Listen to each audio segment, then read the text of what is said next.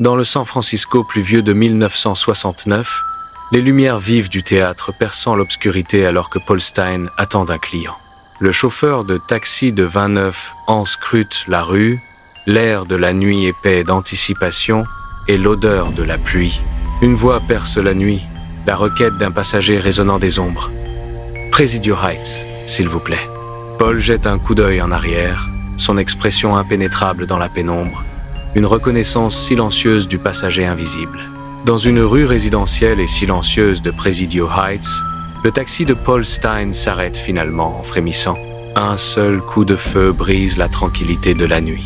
Paul s'effondre, sa vie éteinte, une tache cramoisie s'épanouissant sur sa chemise. L'ombre du tueur plane, un prédateur dans la nuit silencieuse. Il déchire un morceau de tissu imbibé de sang, un trophée macabre dans sa poigne. La nuit retient son souffle, le silence amplifiant l'horreur de l'acte. Des adolescents observent, cachés dans l'ombre, un homme essuyer méticuleusement l'intérieur du taxi de Paul Stine, effaçant toute trace.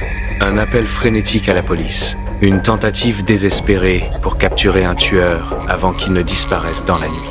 Une erreur fatale, la description est faussée, l'identité du suspect perdu dans un brouillard de malentendus.